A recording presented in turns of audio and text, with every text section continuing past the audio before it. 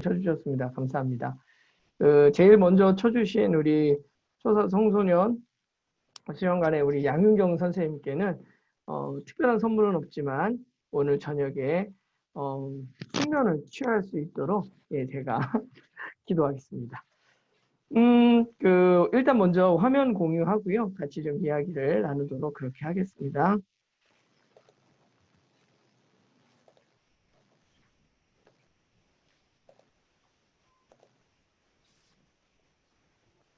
네, 화면 전체 화면으로 공유가 되고 있나요?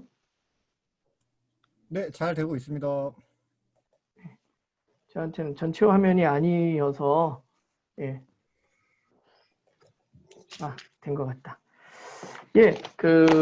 오늘 이야기 손님으로 먼저 불러주셔서 감사드리고요. 청소년 품위를 말하다라는 그런 주제로 잠시 이야기를 나눌까 하는데 20분 정도 시간이라고 그러셨으니까요. 3시까지 이야기를 좀 나누도록 제가 그렇게 하겠습니다. 그리고 그 이후에 우리 서원아 선생님하고 함께 또 서로 이제 좀 더 나눌 이야기들을 그때 같이 나누기로 하죠. 제가 한 10년은 채 안 된 것 같고요.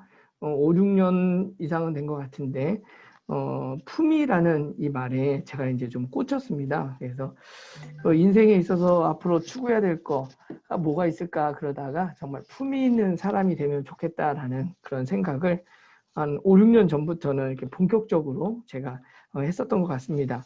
품위라는 거를 우리가 그 사전에서 찾아보면 좋은 의미들이 많이 있죠. 사람이 갖추어야 할 뭐 위엄이나 기품 이런 것들을 그래서 품위라고도 이야기하고요. 또 사물이 갖는 고상한 어떤 그 격이 높은 그런 인상 이것을 우리가 이제 보통 품위라고도 그렇게 이제 이야기를 하더라고요. 그런데 저는 이러한 품위가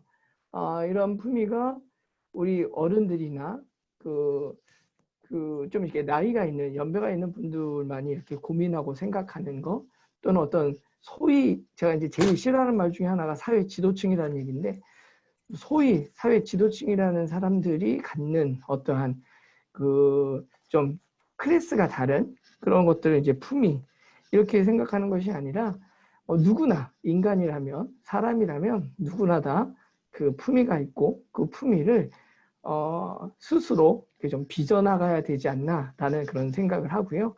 그래서 특별히 여러 가지 질풍노도의 시기라고도 이야기하고 기회도 참 많고 고민도 많이 하고 그럴 수 있는 우리 청소년 친구들이 스스로에 대한 품위를 좀 찾아가고 빚어가면 좋겠다라는 생각을 합니다. 그리고 그런 생각과 함께 그런 것들이 어떻게 좀 빚어갈 수 있을까? 일반적으로 이야기하는 품위와 좀 결이 다른 제가 생각하는 그런 품위 이야기 그리고 그러기 위해서 어떤 것들이 우리 스스로 생각이 돼야 되고 인식돼야 되고 할지 이런 것들에 대해서 잠시 이야기를 좀 나누도록 하지요. 혹시 이 할머니 얼굴이 기억나시는 분이 계실까요? 좀 되신 분이세요. 2017년에 이제 그 기사에 언론에 이제 나오셨던 그런 할머니인데요. 누굴까요? 네, 잘 모르시죠? 요 그림을 보면 혹시 아실 수도 있을 것 같아요. 2017년에 이제 수능을 접수했을 때 그 수능 접수의 최고령자이셨던 그런 그 할머니세요. 이명순 할머니라고 최고의 그 고령자였던 할머니셨죠. 그래서 2018년 대학 수학능력 평가 최고령 이명순 할머니세요. 이 할머니가 그래서 가장 최고령이기도 하고 워낙 또 나이가 연세가 많으셨기 때문에 이제 여기저기에서 인터뷰를 했죠. 그래서 어떻게 시험을 보게 되셨습니까? 그랬더니 이제 여러 이야기를 하셨는데 이분이 70년 만에 다시 공부를 시작하신 거예요. 어려서 이제 일제치하에서 이제 초등학교를 다니셨고 이렇게 다니시면서 이제 그 집안 형편과 그 다음에 그 결혼과 이런 것들 때문에 공부를 하지 못하셨고요. 그래서 이제 70년 만에 다시 공부를 시작을 하신 건데 공부를 시작하신 이유가 뭐냐면 이거였어요. 외동딸이 이제 독일에서 살고 있는데 외동딸이 어머니 좀 놀러 와 보세요. 유럽 좀 구경하세요. 그래가지고 이제 독일을 가셨는데 화장실이 급한데 화장실이 어디에 있는지조차 물을 수 없는 자기 자신을 이제 만난 거죠. 그러니까 낯선 곳에서 전혀 다른 언어를 사용하는 그분들한테 가장 급하게 화장실이 어딥니까? 라는 물어보려고 했더니 그거조차 물어볼 수 없는 그런 상황이었어요. 그래서 너무나 당황스러웠었고 당혹했다고. 그러면서 이제 그때부터 영어 공부를 좀 다시 시작했으면 좋겠다라는 그런 생각이 들어서 70년 만에 다시 공부를 시작하셨다고 그러더라고요. 그래서 2014년에 82세의 나이에 여러 형편으로 정규 학교를 다니지 못한 분들이 모여서 있는 그 학교에 이제 입학을 하신 거예요. 중학생으로. 82세에 14년 전이죠. 14년 전이 아니라 2014년에. 그리고 거기서 중학교를 입학하시고 이제 2017년에 검정고시를 보시고 2018년도 대학 수학 능력 평가에 지원을 하신 거죠. 대단하시죠? 예.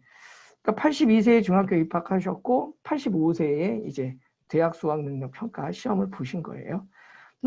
이분 같은 경우에 굳이 그 시험을 보지 않아도 상관은 없었어요.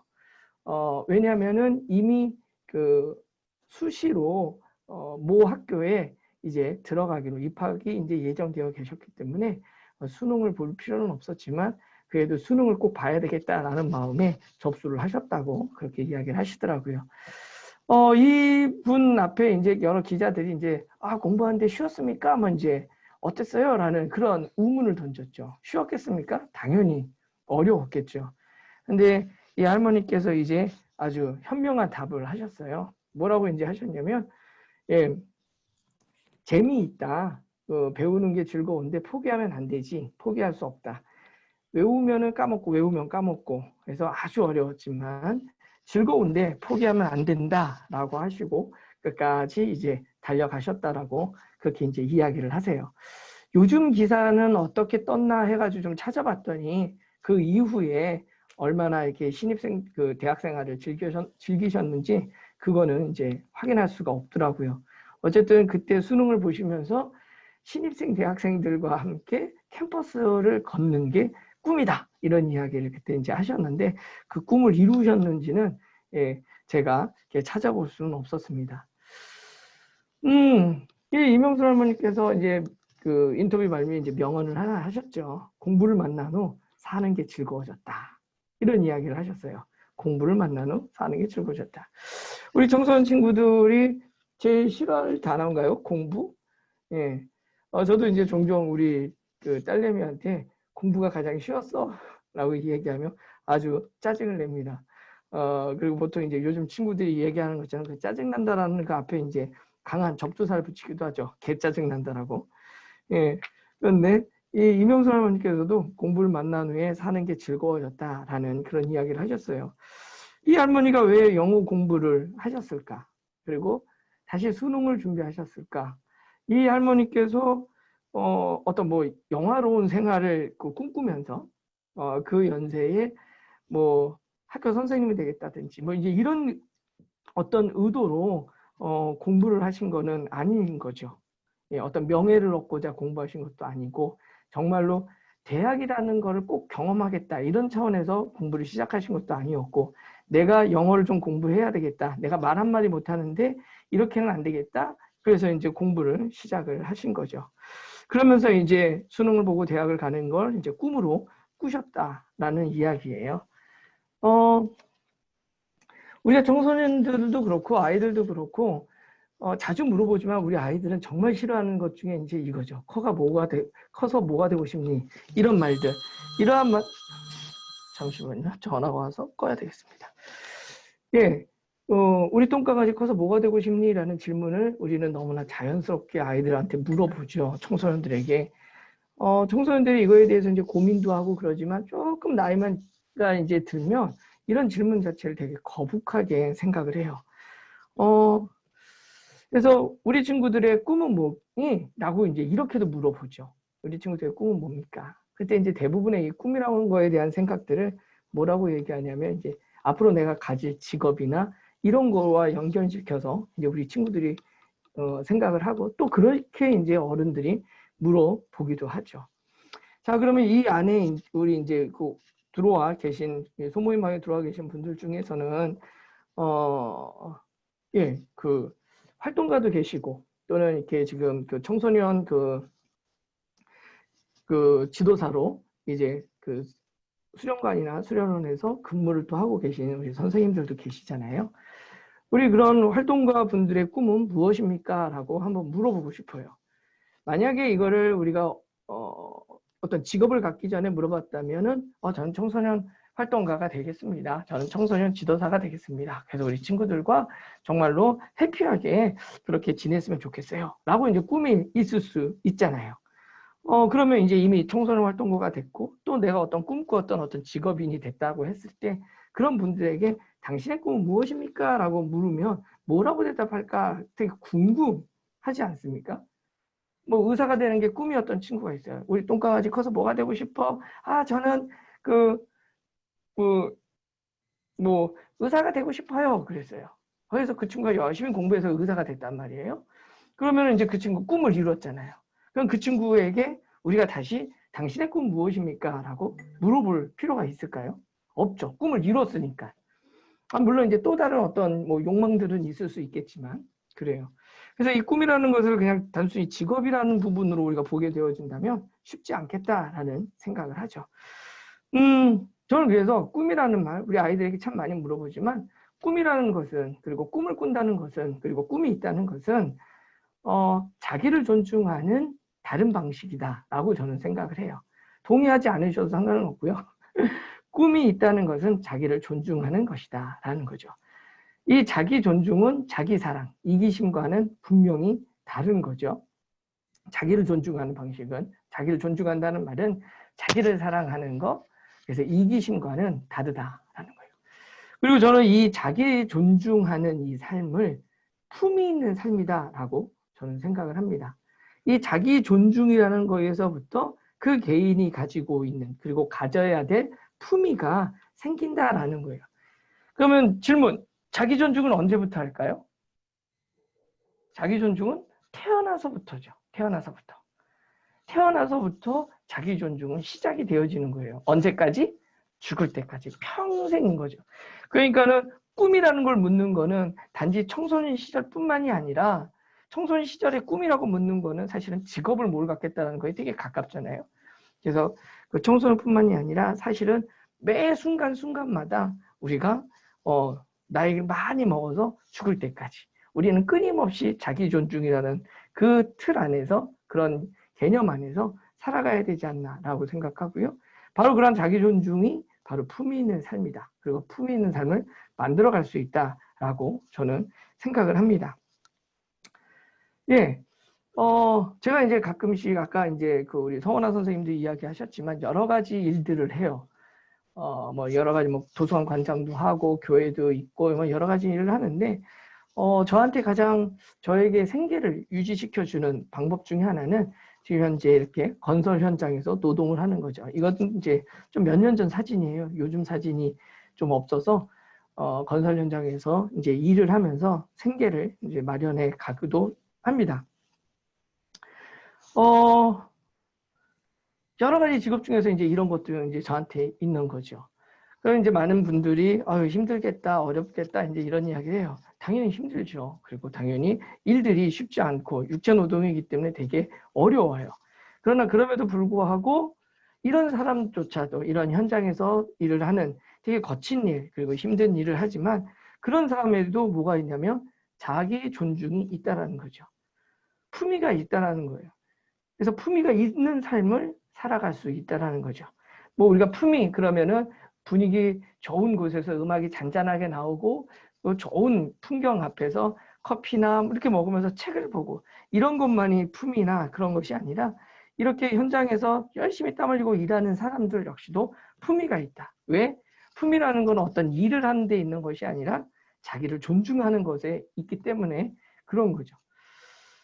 그래서 저는 그래서 1시간의 점심시간이 주어지면 보통 이제 1시간 반 정도 이제 점심 먹고 1시간 정도 쉬게 되어지는데 1시간 정도의 점심시간이 있으면 이렇게 그 카페 가가지고 커피 한 잔도 먹고요. 그리고 또 이제 책도 보기도 하고, 물론 너무 힘들 때는 그 시간에 이제 잠을 자기도 하지만 이제 이렇게 시간을 이제 보냅니다. 제 나름대로 저를 존중해주는 방식 중에 하나예요. 3,000원짜리 커피 한 잔 시켜놓고 마시는 거죠. 마시면서 아이고 너 오늘 오전에 그 열심히 일했다. 오후에도 열심히 일하고 무사히 안전하게 일하고 집에 가자. 이러면서 제 자신을 칭찬해주고 존중해주는 그런 그 시간들을 가져요. 저는 이것이 나를 존중해주는 방식이고 또 이거를 통해서 내 스스로의 품위를 지킨다라고 빚어간다라고 저는 이제 생각을 합니다. 그래서 저를 존중하는 방식이 책 그리고 커피 한 잔이죠. 이건 저가 저를 존중하는 방식이에요. 사람마다 다 이 방식이 다를 거예요. 어떤 분은 자수를 놓는 방식일 수도 있고 어떤 분은 누구와 만나서 이야기를 나누는 방식일 수도 있고 어떤 분은 쇼핑이 될 수도 있겠죠. 예. 다양한 방식이겠지만 어쨌든 나를 존중해주는 방식 그리고 나를 존중하는 마음인 거죠. 품위 있는 삶이라는 것이 그래서 이거예요. 자기를 귀하고 소중하게 대우하는 것. 이게 바로 자기 존중이죠. 자기를 귀하고 소중하게 대우를 하는데 조건이 없어요. 그냥 나는 나기 때문인 거죠. 조건이 없어요. 어때야 된다라는 게 아니죠. 뭐 공부를 잘해야 된다. 좋은 직업을 갖고 있어야 된다. 뭐 집안 환경이 좋아야 된다. 뭐 기타 등등. 예, 그런 조건이 전혀 없어요. 자기 존중은. 자신을 귀하고 소중하게 대우하는 데는 조건이 없죠. 그리고 남과 비교하지 않아요. 이런 방식으로 대우해야 존중해 주는 거야? 아니에요. 비교하지 않아요. 예, 그리고 무조건적인 거죠. 무조건적인 거. 나는 나로서 무조건적인 거. 그래서 조건도 없고 다른 사람과 비교할 필요도 없고 내가 처해지는 환경에서 환경에 따라서 존중되고 비하되고 그러지 않는 거예요. 자기 존중이라는 그냥 타고난 거죠. 타고난 거. 그래서 자신을 귀하고 소중하게 대우하는 거. 이게 먼저죠. 자기 자신을 사랑해 주는 거. 예. 이거 혹시 걸리지 않나 모르겠어요. 이거 그냥 인터넷에 있는 사진을 퍼온 건데요. 예. 그런데 이러한 자기 존중이 계속해서 일어나고 이 자기 존중이 가능해지려면 이 사회에서 우리가 살아가는데 자기 존중으로 끝나지 않는다는 거죠. 자기를 존중해 주는 것 오케이인데 나를 존중하고 내가 그런 품위 있는 삶을 살아가는 데 있어서 이거는 단지 자기 존중만으로는 해결되지 않아요. 왜냐면은 다른 사람과 함께 더불어 우리가 살아갈 수밖에 없잖아요. 친구들도 그렇죠. 청소년 친구들도 학교에서 또 집에서 그 누구하고도 계속 끊임없이 만나요. 자기 존중을 갖고 있는 사람들이 계속 모여서 만나는 거잖아요. 예. 그런데 그런 관계를 고려하지 않는 자기 존중은 자기 사랑인 거죠. 자기 사랑. 이기심으로 빠지게 되어지는 거고, 예. 아주 철저한 개인주의로 들어가게 되어지는 거죠. 그래서 이 자기 존중이 가능하려면 그리고 이 자기 존중이 훨씬 더 시너지 효과를 일으켜서 이것이 이제 정말로 품위가 있는 그런 사회, 그런 공동체, 그런 조직이 되어지려면 이 자기 존중은 어디로 가야 되냐면 상호 존중으로 가야 된다는 거예요. 상호 존중.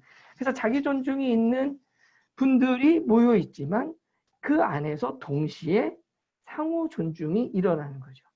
논리적으로는 자기 존중이 된 사람들이 모였을 때 상호 존중이 돼야지 돼요. 논리적으로 논리적인 우선순위는 그렇게 될 수 있지만 이 시간적인 우선순위는 없어요. 둘이 동시에 같이 가야 되는 거죠. 자기 존중 그리고 이 상호 존중. 그래서 이 자기 존중과 상호 존중은 서로 선순환 구조를 가지고 있어야 된다라고 저는 이제 생각을 합니다. 예, 그러면 상호 존중이 어떻게 가능할까? 나를 존중해 주는데 또 나와 마찬가지로 다른 사람도 상대방도 자기를 존중하잖아요. 그런 두 인격체가 만나서 어떻게 상호 존중이 가능할 거냐라는 거죠. 핑계 없는 무덤은 없다라는 생각을 해요. 핑계 없는 무덤은 없다. 예, 이게 이제 그렇게 긍정적으로만 표현되는 건 아닌데 그래도 핑계 없는 무덤은 없다. 죽음 앞에 이유가 다 있잖아요. 아파서 병으로든 어떤 사고이든 사고도 종류가 여러 개가 있겠죠.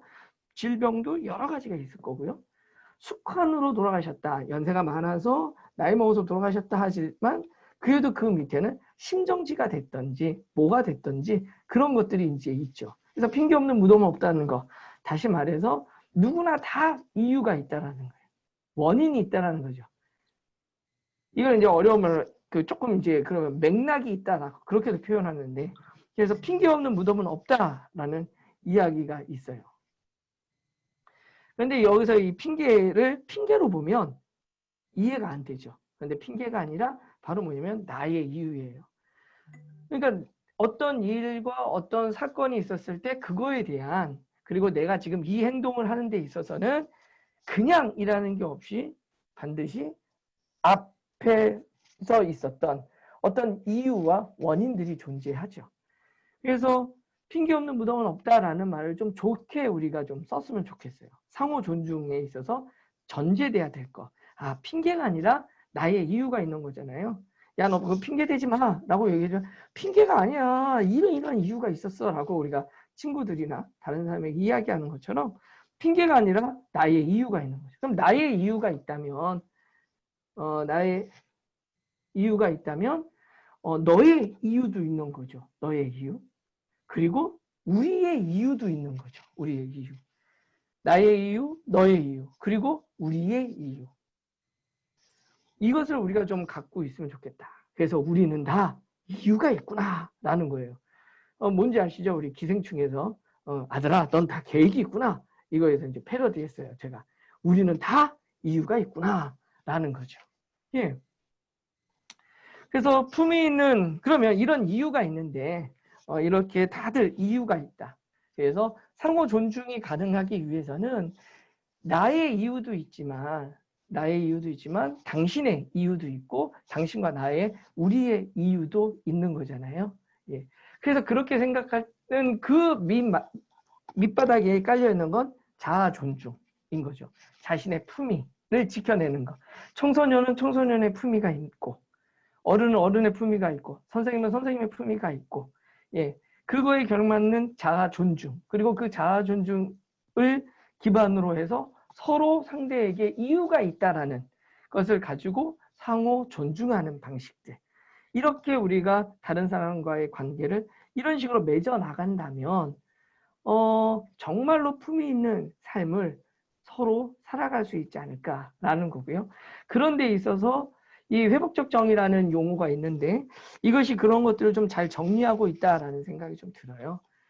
그래서 이제 마지막으로 이걸 정리하면 공동체에 갈등이 발생했을 때 그러니까 뭐 학교면 학교, 예, 집이면 집, 사회면 직장이면 직장 이렇겠죠.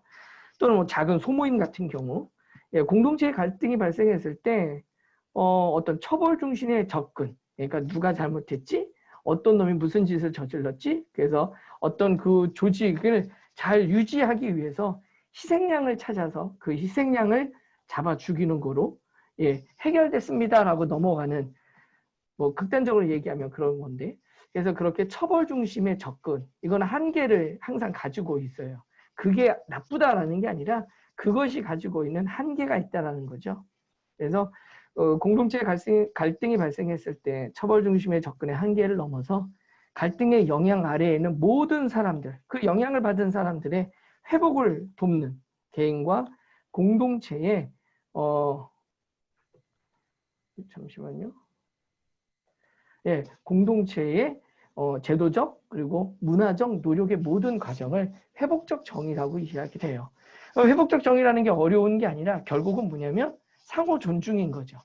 거기서부터 회복적 정의라는 게 회복을 돕는 누구든지 갈등의 영향 아래에 있는 모든 사람들 그 영향을 받아서 자율성이 훼손이 되었다면 그것을 회복을 돕는 개인과 공동체의 제도적 문화적 노력을 회복적 정의다라고 이야기하는데 이 회복적 정의의 그 밑바탕에 깔려 있는 게 바로 자아 존중 그리고 상호 존중이라는 거죠. 이렇게 우리가 이런 그 생각과 그런 의식을 가지고 살아간다면 그리고 이렇게 회복적 정의로 다른 사람과의 만남과 관계를 이런 거에 기반해서 우리가 만들어 간다면 각각이 가지고 있는 인간의 존엄성, 존중과 배려, 그래서 스스로 품위를 빚어나가는 그런 삶이 가능해지지 않을까. 우리 청소년들과 이런 이야기를 계속해서 좀 꾸준히 나누고 싶고 그런 시간들이 조만간에 좀 마련이 됐으면 좋겠다라는 그런 생각을 합니다. 그러면서요, 마지막으로 제가 그 인생책 3권이 있는데, 저의 인생책 3권이 있는데, 그 중에 한 권이 바로 이 돌멩이국이라는 책이에요. 아주 얇은 동화책입니다. 5분이면 다 읽을 수 있는 그림 동화책이에요. 그래서 이거를 추천을 하고요. 파편화된 사회 가운데서 우리 친구들이 어떻게 공동체를 이루면서 살아갈 수 있을까? 엄마, 아빠, 선생님이 함께 모여서 이 책을 읽고 이야기를 나누면서 어떤 게 진짜 우리가 추구해야 될 품위인가, 품위로운 삶인가 함께 고민해보는 그런 시간들이 우리에게 있었으면 좋겠습니다. 이상 여기까지 하도록 하고요. 제가 시간을 좀 초과했습니다. 서원한 선생님, 그러면은 마이크를 받아주십시오. 네, 감사합니다. 그 같이 해주신 분들 밑에 아이콘 보면 반응이라고 있습니다. 거기에 박수 한번 다 같이 쳐주시면 감사할 것 같습니다. 네, 지금 시간이 이제 8시 8분을 지나고 있고요. 40분까지 마무리를 해야 해서 이제 좀 같이 이야기를 나눠보면 좋을 것 같은데요. 저희가 처음 시작할 때 인사를 같이 나누지 못해서 좀 이렇게 이야기를 하시기 전에 간단한 자기 소개와 함께 그 질문이나 오늘 이 소감에 대해서 좀 같이 이야기를 나누었으면 좋겠습니다. 그러면 먼저 좀 말씀해 주실 분 계실까요?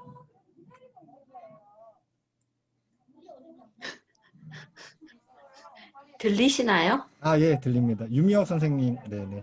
네네, 안녕하세요. 저는 남태일 관장님 계시는 그 피스 센터 빌딩에서 활동가로 활동 회원이에요. 안녕하세요. 반갑습니다.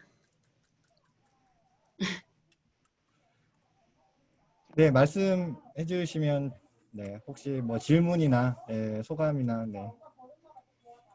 우리 소감이요? 네. 저도 그 고등학교 1학년 딸아이를 키우고 있거든요. 키우고 있는데 청소년에 대해서 관심을 갖지 않을 수가 없죠.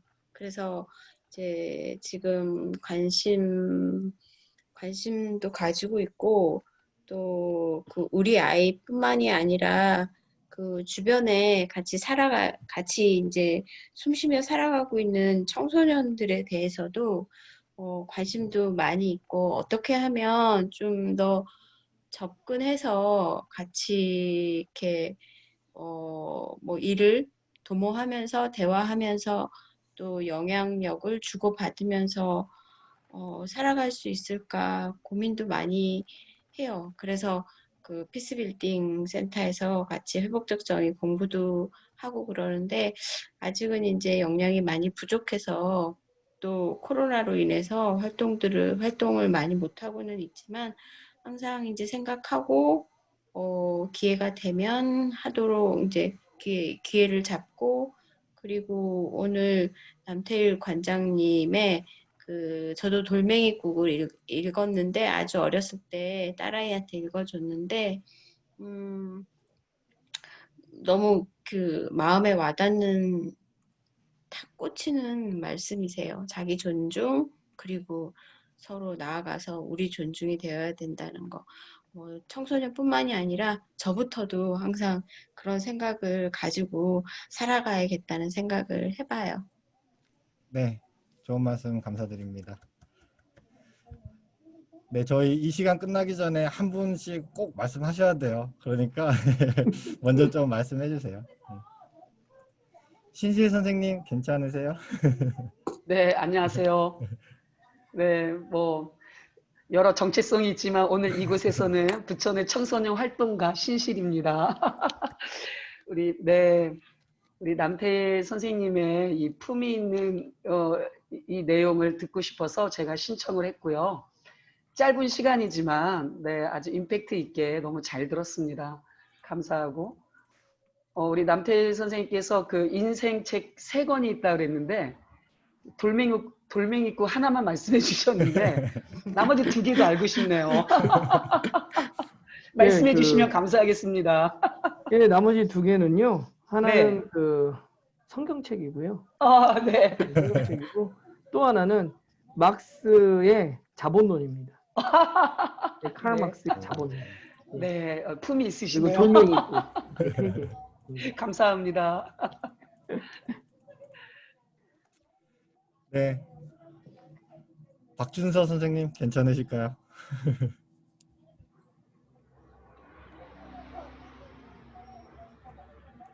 네, 그 밑에 음소거 해제. 아, 예, 들리세요? 네네. 아, 예, 안녕하십니까. 저는 송내동 청소년 문화의 집에서 일하고 있는 박준서라고 합니다. 안녕하세요. 다 처음 뵙는 것 같은데, 신시 선생님은 한번 저희 기관에 한번 강사로 오셨었어가지고, 그때 한번 뵀었던 것 같고요. 네. 사실 회복적 정의 교육을 저는 들을 기회는 있었는데, 사실 그때 이제 바쁜 관계로 듣지 못하고 요번에 처음 듣게 되는 것 같아요. 근데 다른 분들의 지식 수준에 제가 못 미치는 것 같아요. 저만 좀 초심자인 것 같아서 아무래도 조금 이제 너무 어려운 내용일 줄 알았는데 듣다 보니까 조금 제가 요즘에 느끼고 있는 어떤 고민, 인생에 대한 고민들 이런 것과도 많이 맞닿아 있는 것 같은 생각은 들더라고요. 그래서 너무 좋은 말씀 일단 잘 들었고요. 일단은 저도 이제 아이를 낳은 지가 얼마 안 됐거든요. 그래서 요즘에 육아와 이제 업무, 그러니까 직장 생활과 병행을 하다 보니까 너무 정신이 없는 거죠. 휴식이 없고 휴일이 없는데 그러다 보니까 꿈이라는 거를 생각할 여유가 없었던 것 같아요. 첫 번째로 이제 꿈에 대해서 말씀드리면 그 꿈에 대해서 짚어주신 게 일단 되게 좋았고요. 그 꿈 자체가 이제 꿈을 꾸는 것 자체가 자기 존중, 끝없는 자기 존중이라는 말씀이 되게 와닿았고 또 저의 자존감, 존재감을 나타내는 어떻게 하나의 이제 수단이다라는 생각이 들어서 의미 있게 생각이 들었고요. 그 다음에 여기에서 나아가서 상호 존중이 필요하고 저는 또 어떤 갈등이 생겼을 때 항상 좀 이거 누가 그랬어? 처벌 이 잘못을 한 사람이 누구야? 이거를 찾아내는 거를 조금 해왔던 것 같아요. 지금까지 좀 들으면서 반성을 많이 하긴 했는데 사실 그게 어떻게 보면 편하고 또 이제 즉흥적으로 해결할 수 있는 방식이라고 생각을 했는데 사실은 말씀하신 대로 다 같이 이제 회복하고 그 사람을 이제 같이 공동체적으로 이끌어 나가 주는 게 맞는 말이기는 하지만 사실 쉽지 않은 일이잖아요. 그래서 그런 부분을 들으면서 조금 제 자신을 좀 반성하게 됐던 계기가 됐지. 너무 길었죠. 많이. 아닙니다. 네, 아무튼 그런 의미에서 되게 다 좋은 말씀을 너무 많이 해주셔가지고 저도 돌멩이꽃 동화를 한번 꼭 읽어보도록 하겠습니다. 네, 좋은 말씀 감사합니다. 감사합니다. 혹시 유지현 선생님, 양윤경 선생님 캠은 안 되시더라도 혹시 음성은 되실까요? 네, 유지현 선생님. 네, 여보세요? 네, 잘 들립니다. 아, 네. 드디어 지목이 됐네요. 안녕하세요. 저는 오늘 남태일 관장님 초대로 이 자리를 같이 하게 된 그리고 마을에서 같은 활동을 하고 있는 마을 활동가 유지연이라고 합니다. 이게 뭐라고 이렇게 떨릴까요? 어색하고 떨리네요. 네, 뭐 항상 일상에서 같이 함께하는 단어인데요. 또 관장님 말씀을 들으면서 또 하게 된 또 좀 전에도 이 방송 그러니까 줌을 하기 전에 일상으로서 만났던 제 자신을 다시 말씀을 들으면서 바라보게도 됐고요. 지금 중학교하고 초등학교를 키우고 있는 엄마인데 좀 전에 중학생 아들내미하고 좀 불통이 있었어요. 근데 회복적 정의를 실현하는 엄마로서 회복적 정의답지 못하게 그런 소통 방식을 늘 하면서 반성하거든요. 그런데 반성하는 와중에 느끼는 건 그건 것 같아요. 그 자기 존중이라고 말씀하셨는데 그게 가장 기본이면서도 가장 어려운 점 아닐까. 그래서 그 부분이 되지 않아서 항상 반성하고 고민해 보는 지점에 이르는데 그럼에도 불구하고 저는 제가 꿈꾸는 건 제 가정이 행복했으면 좋겠고 제 마을이 행복했으면 좋겠고 더 나아가 제가 포함되어 있는 공동체가 행복했으면 좋겠거든요. 근데 그 행복은 큰 게 아닌 것 같아요. 그냥 이렇게 뭐랄까요? 내가 느끼는 대로 상대방도 느껴서 그런 공감으로 인해서 행복감을 느끼는 거. 그래서 이제 그런 원인으로 제가 이 뭐랄까요? 활동을 하고 있다고 생각을 하는데 그런 부분들을 이렇게 일상에서 항상 좋은 그 자리를 통해서 느낄 수 있고 할 수 있음에 감사하게 됐고 또 같이 그런 부분들이 제 스스로가 성장하는 걸 느끼고 있어서요. 뭐랄까? 많이 이런 자리가 저희 청소년들을 위해서 뿐만이 아니라 제 이웃들 주변에 함께하는 사람들이 같이 느꼈으면 하는 바람으로 많은 분들이 함께 했으면 합니다. 되게 주소가 없고 떨려서 좋은 시간 만들어주셔서 감사합니다. 떨리셨다고 하셨는데 말씀을 너무 잘하셔서 네, 감사합니다. 양윤경 선생님 혹시 가능하실까요? 마이크도 어려우실까요? 어려우시면 채팅으로도 예, 뭐 말씀 가능하시니까요. 예, 일단은 어려운 걸로 채팅으로 남겨주시면 예, 제가 또 읽어서 진행이 될 수 있도록 하겠습니다. 저도 남 목사님을 뵌지 한 3, 4년, 4, 5년 정확하게 연도가 어떻게 되는지는 모르겠는데요. 오늘 이야기를 들으면서 그냥 제 스스로 제일 느꼈던 건 자기 존중에서 상호 존중 이 내용이었던 것 같은데요. 그러려면 자신감이 있어야 되잖아요. 근데 저는 그런 자신감이 좀 많이 부족하지 않나라는 생각이 들어요. 그러니까 어찌됐건 그 타인의 시선, 평가 이런 부분들이 아니라고는 하지만 되게 이렇게 배어 있거든요. 항상 뭔가 시설에서 일하면서 평가받는 게 뭔가 항상 준비되어 있어야 하고 약간 이런 것들에 좀 쩔어 있어서 그런 부분들을 좀 어떻게 극복할 수 있을까요? 남태일 목사님. 제가 뭐 정답을 갖고 있는 건 아니어서요. 네. 저 역시도 남들에 대한 그런 평가나 이런 부분들이 그런 부분들을 염두에 두지 않는 거는 아니죠, 항상. 그래서 아마 보는 사람이 없으면 저도 많은 나쁜 짓을 할 수도 있을 것 같아요. 근데 이제 아주 극히 개인적인 거 하나는 제가 일단 어쨌든 신앙인이다 보니까 저는 이제 누가 보지 않아도 하나님 앞에 서 있다라는, 그렇다고 제가 아주 성결하고 거룩하게 막 사는 거 아니에요.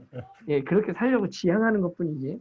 그래서 저한테 있어서는 가장 큰 핵심은 이제 저희 신앙에서부터 출발을 하고 있고요. 그래서 하나님 앞에 부끄럽지 않으면 사람한테도 부끄럽지 않다라는 생각을 갖고 있어서 이제 그런 부분에서 이제 좀 자유로운 것 같아요. 저희 노동한다고 그랬을 때 저희 어머니가 막 대성통곡하고 우셨어요. 뭐 공부할 만큼 한 놈이 그 돈 잘 벌 수 있는 거 다 때려치고 저따위 집 탄다 이런 욕 많이 먹었고, 작업복 입고 나갔을 때 진짜 어머니가 며칠 동안 진짜 힘들어 하셨어요. 그래서 이제 근데 되게 감사한 건 우리 애들은 아빠가 노동하고 이러는 거에 대해서 전혀 부끄러워하지 않아요. 그래서 아빠가 좋아서 하잖아. 그러니까 아빠가 원해서 하는 거잖아. 그게 무슨 상관 있어? 이렇게 이제 이야기를 해요. 그래서 남들의 평가는 어떨 때는 우리에게 도전이 되잖아요. 그 평가가 있으니까 좀 더 잘하자라고 내 에너지를 끌어모을 수 있는 거가 있는데, 평가를 받기 위해서 애쓰는 부분, 그 과정도 당연히 정당해야 되고, 애쓰지만 그 결과에 대해서는 저는 놓는 거. 그렇게 되면은 남들의 평가에 대해서 조금 더 자유롭지 않을까라는 생각을 해요. 과정을 좀 더 봐줄 수 있다라면, 내 스스로가. 그래서 노력한 나한테 쓰담쓰담 해줄 수 있다면, 남들의 평가에서는 좀 더 자유로울 수 있지 않겠나라는 생각을 합니다. 네, 감사합니다. 이런 식으로 선생님들께서도 이렇게 좀 평소에 가지고 계셨던 생각들이나 그다음에 오늘 강의와 좀 같이 이렇게 버무려서 좀 이렇게 같이 이야기 나누면 좋을 것 같습니다. 혹시 해주고 싶으신 말씀이 있으시거나 혹은 좀 같이 공유했으면 하는 내용들 나누면 좋겠는데요. 어느 분이 조금 해주실 수 있을까요?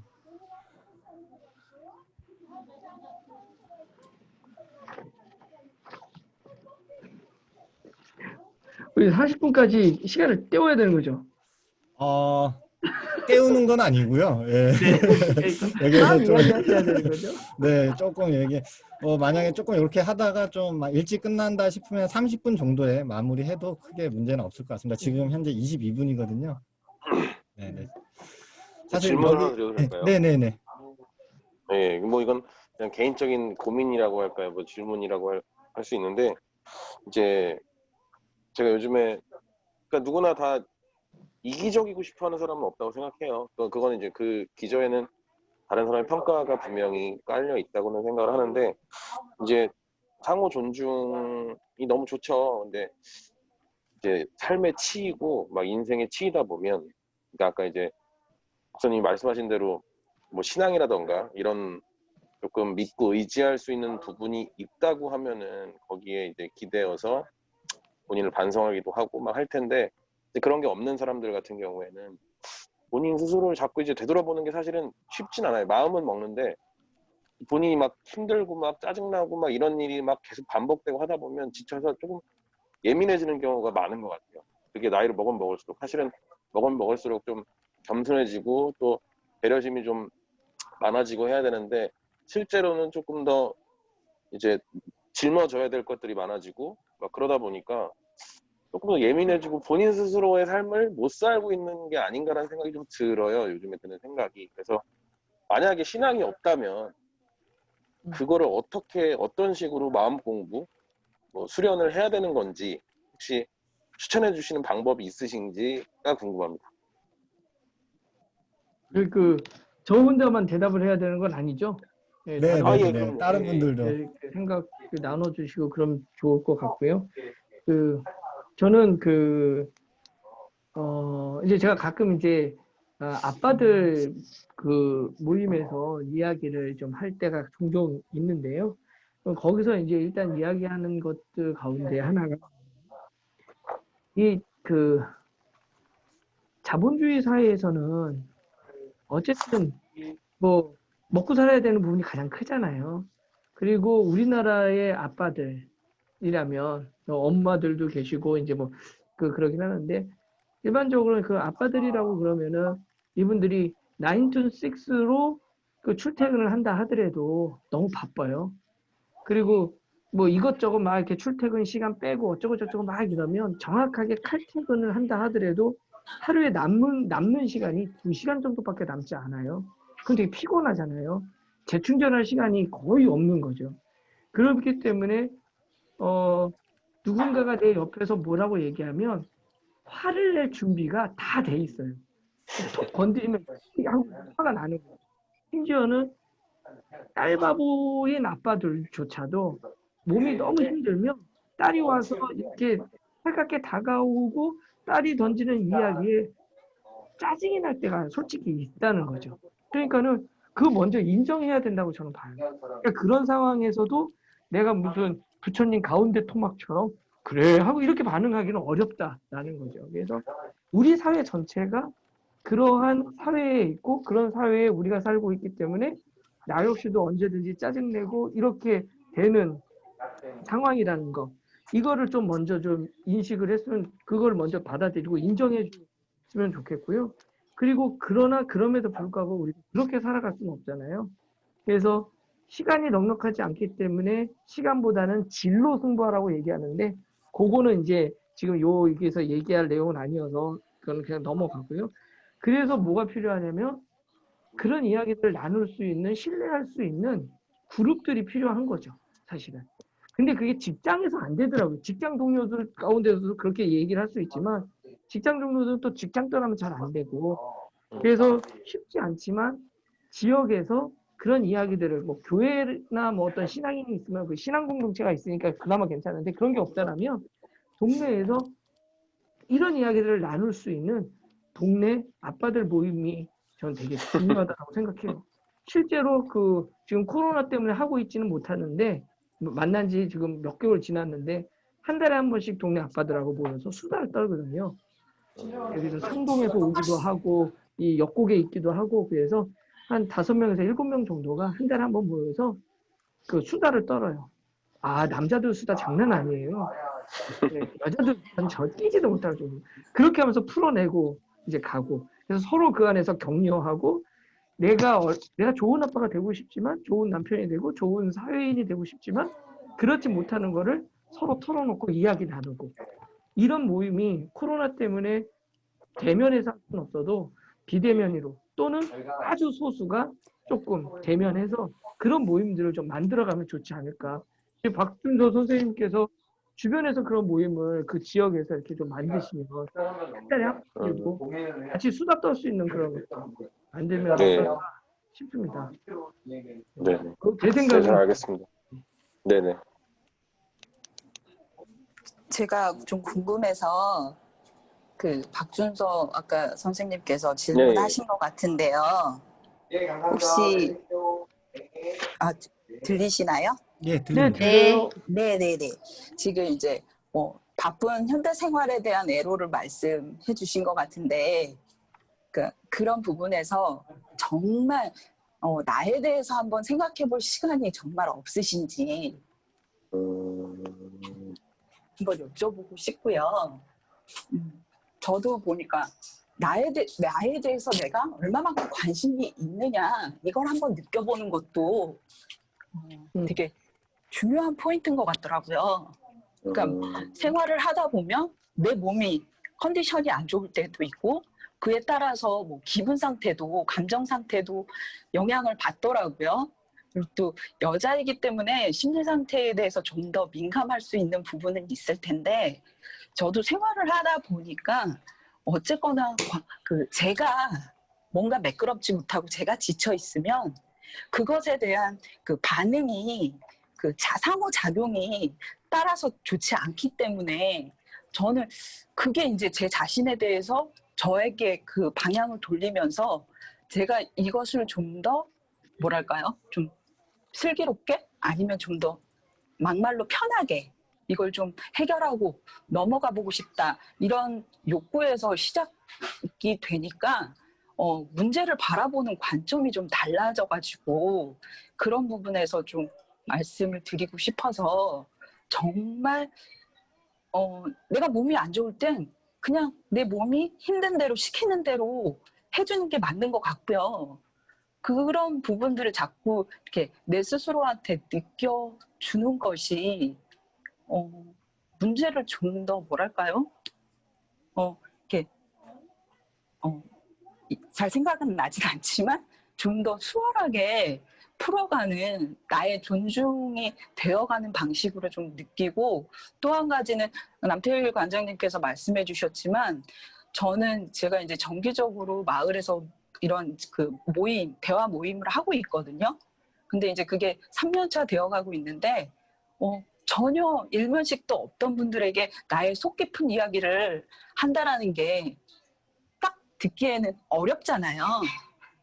정말 가까운 내 형제 자매에게도 할 수 없는 말들을 그곳에서는 가능할 때가 있거든요. 그런 마음, 그런 이야기를 하는 그 순간에 나를 보았을 때 내가 또 신기하기도 하고 또 거기서 더불어 오는 어떤 그런 선순환적인 영향이 저한테 되게 좋게 다가올 때가 있더라고요.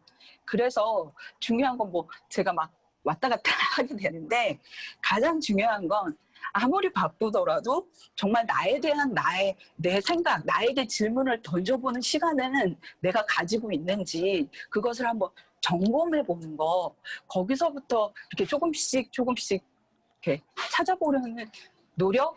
그런 부분이 있어야 되는데 그것도 정말 내 몸이 너무 피곤할 때는 안 되잖아요. 그럼 그러는 대로 본능대로 조금 이렇게 뭐랄까요? 이렇게 쉼을 주다 보면 조금 이제 컨디션이 좋아질 때 그런 어떤 뭐랄까요? 선순환적인 생각들이 이렇게 머리에 차오르면서 좋은 방향 쪽으로 생각할 수 있게 이렇게 가더라고요.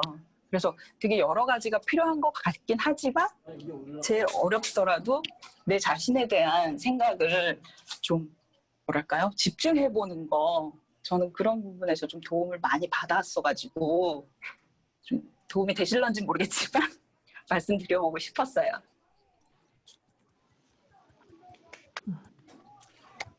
네, 감사합니다. 더 나누실 이야기가 있으실까요?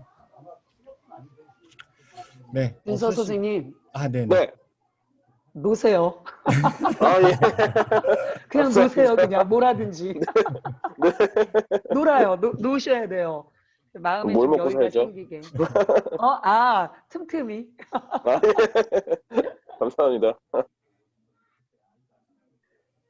네, 제가 한번 의견도 듣고 싶고 좋은 아이디어가 혹시 없을까. 물론 이제 이 자리에서 나오지 않더라도 각자 이제 또 그런 고민들을 가지고 있으면서 뭐 또 이제 그런 좋은 아이디어나 이런 활동들을 나눌 수 있는 시간이 되면 좋긴 하겠는데요. 우리가 이제 제가 이제 이렇게 이야기한 부분들을 실제 이제 우리가 먼저 이렇게 살아가고 애써야 되긴 하겠지만 우리 청소년들과 이런 고민들을 어떻게 할 수 있을까라는 부분인 거죠. 사실 이게 청소년 품위를 말하다 이건데 지금 같은 이제 대면할 수 없는 비대면 사회에서 이 우리 아이들과 우리 주변에 있는 친구들과 물론 이제 우리 집에 있는 아이들도 마찬가지지만 더 나아가 우리 지역에 있는 친구들 그리고 이런 친구들과 이러한 가치들을 어떻게 공유할 수 있을까? 이런 부분이 실제적으로는 되게 고민이에요. 어른들은 인지적인 과정을 통해서 이런 이야기를 나누거나 막 이렇게 하고 하면은 이제 어느 정도 또 될 수도 있고 노력도 하는데 우리 청소년들도 어떻게 그렇게 함께 같이 갈 수 있을까? 어떤 아이디어가 있을까? 우리 또 수련관과 수련원에 계신 우리 또 선생님들이 뭐 그런 아이디어도 좀 주시고 그러면 실제 우리가 지역에서 좀 더 잘 응용하고 할 수 있지 않을까 싶어요. 어떻게 할 수 있을까요? 어떤 모임이나 어떤 활동들? 예. 네, 뭐 여기에서 바로 대답을 드리긴 조금 어려울 것 같고요. 그러니까 저희도 마찬가지인 것 같아요. 그러니까 지금 목사님께서 말씀하시는 그런 회복적 정의, 그러니까 아이들에게 어떠한 그 품위에 대한 부분들을 좀 같이 이야기 나누고 그렇게 성장할 수 있을까에 대한 고민이 저희 같은 이제 청소년 시설에서 이제 체험학습을 중심으로 해서 그러니까 직접 경험하고 생각하고 계획하고 실천하고 이 모든 과정들이 사실은 이제 코로나 때문에 온라인으로 다 전환을 지금 하는 가운데 있어서 사실 하면서도 이게 맞나 싶어요, 지금. 그래서 그러니까 그동안에는 직접 와서 보고 느끼고 부대끼고 뭔가 그 과정에서의 좀 이렇게 지나감으로써 이 친구가 이런 부분들을 좀 느꼈구나, 이런 부분들을 가지는구나라는 것들을 이렇게 뭔가 좀 서로 이렇게 공감대나 이렇게 느끼면서 이런 것들이 있었는데 이 부분들을 어떻게 온라인으로 풀어낼 수 있을까? 그래서 현재 저희가 지금 이제 하반기에 거의 대부분 사업들을 온라인으로 전환을 하고 있는데 사실 모든 선생님들이 이게 맞나 싶으면서 일단 해보고 있는 것 같아요. 그래서 특히나 뭐 이런 인성 함양 이런 프로그램들이나 뭐 체험 프로그램들, 그러니까 학교 연계 사업들이 굉장히 그러니까 저희가 처음에 취지에 생각했었을 때는 되게 뭔가 좋은데 이게 학교로 들어가면 학교의 요구에 맞추다 보면 되게 또 이렇게 그러니까 표준화돼가는 약간 이렇게 정형화돼가는 프로그램으로 좀 바뀔 때도 많아서 이거는 조금 더 이야기가 나누어져야 되지 않을까 싶습니다. 네. 근데 저는 어찌됐든 핵심은 대면인 것 같아요. 비대면이 지금 이제 뭐 지금 상황에서 어쩔 수 없는 대안책이라고 생각을 하지만 어찌됐든 이 아이들과 마음을 나누고 소통을 할 수 있는 건 대면인 것 같긴 하더라고요. 만나고 자꾸 그러니까 일단 친해지는 게 먼저인 것 같고요. 그러기 위해서는 청소년 수련시설이 아이들이 오기 좋은 곳으로 그러니까 이게 막 저는 아이들한테 너무 부담을 주지 않았으면 좋겠어요. 아이들의 눈높이에 맞춘 프로그램이 많아서 그러니까 이게 그냥 학교 끝나고 갈 데가 없어서 야 우리 어디 갈까가 아니라 그냥 뭐 문화예술 갈까? 뭐 수련시설에 갈까? 그냥 거기 가서 뭐 에어컨 바람이라도 쐬자 뭐 이런 식으로 그냥 편하게 접근성을 높일 수 있는 그런 친숙한 시설이 되는 게 먼저인 것 같고요. 그러다 보면 자연스럽게 조금 아이들과의 벽도 허물어지고, 그러다 보면 뭐 그냥 지나가는 말로 얘기를 나누기 시작해서, 그러다 보면 이제 어느 순간 알게 모르게 우정이 쌓이는 거고, 그러다 보면 서로의 고민도 털어놓을 수 있는 것 같고요. 그러다 보면 또 커뮤니티가 생길 수도 있겠죠. 저는 그렇게 생각을 합니다.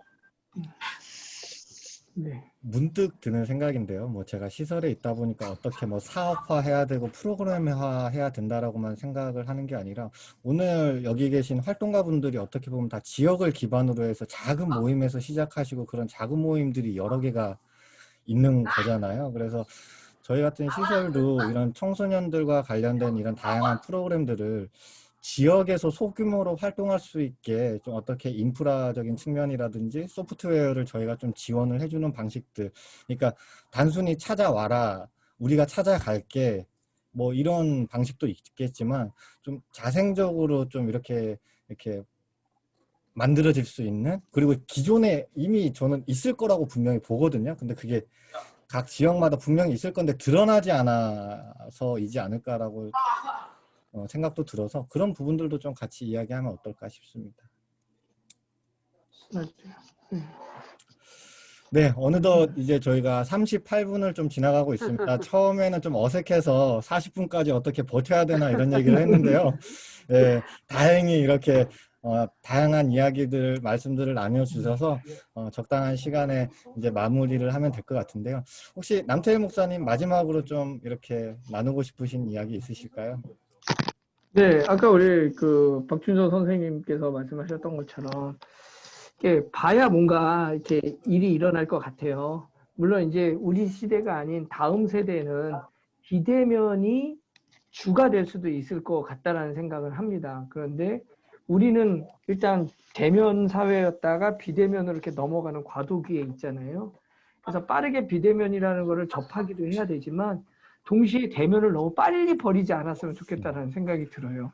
그래서 끊임없이 뭐 한두 명이라도 이렇게 가까이 뭐 오픈된 공간에서 만나고 이야기 나누고 그렇게 해서 비대면 사회로 넘어가는 그 충격들을 우리가 좀 줄이면서 우리 그 안에서 자라날 청소년들의 토양들을 넓게 만들어줘야 되는 게 우리의 몫이 아닌가라는 그런 생각을 하면서 네, 인사를 드리겠습니다. 감사합니다. 네, 감사합니다. 그러면 오늘 남태일 목사님의 청소년들이 스스로 품위를 빚어나가는 부천이 되기를 바라면서 저희 활동가 소모임방은 마무리하도록 하겠습니다. 수고하셨습니다. 원하 선생님 수고하셨습니다. 감사합니다. 네. 수고하셨습니다.